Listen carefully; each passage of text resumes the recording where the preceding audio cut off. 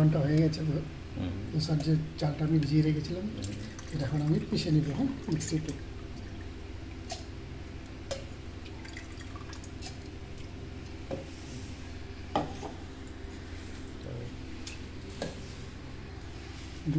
আমার দোসার আটাটা পিষা হয়ে গেছে। মিহিন করে নিয়ে এখানে ঢেলে দিচ্ছি। এটা একটু লবণ দিয়ে এটাকে 8 ঘন্টা রেখে দেবো। আমাদের 8 ঘন্টা পরে ধোসা মাল রেডি হয়ে গেছে। বানাবো আন্ডা ধোসা। হ্যাঁ, এক ধোসা বলে এটা, ডিম দিয়ে ধোসা। এরকম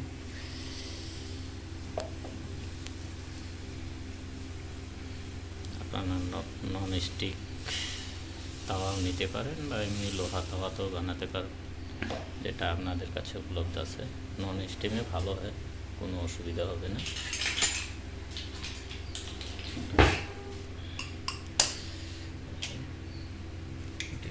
দেওয়া হলো, এটা ভালো করে সব চারপাশে মিলিয়ে দেবেন।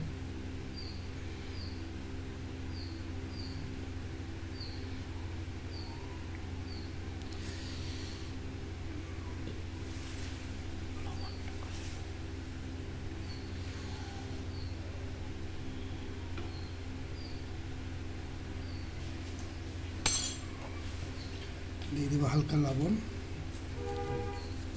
উপরে একটু ছিটিয়ে দিলেন।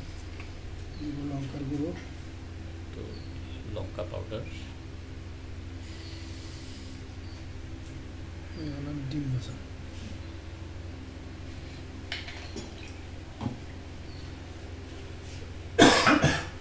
দিয়ে দিলাম আমি তেল। তেল দিয়ে নেবেন, আর ডোসাটা উঠাতে ভালো হবে, ক্রিস্পি হবে।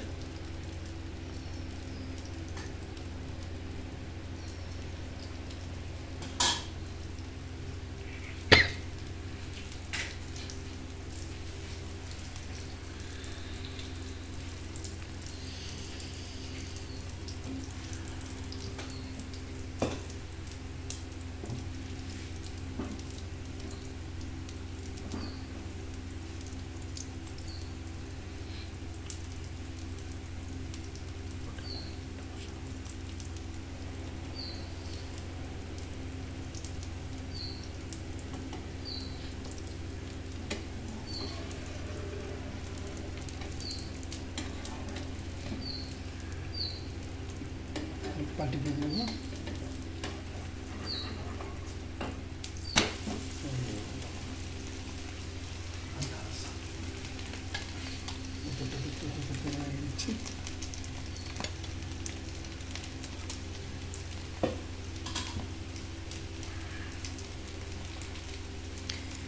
এইভাবে বানিয়ে সলভ করবেন, খেতে খুব ভালো লাগবে। আশা করি আপনারা বানিয়ে খাবেন।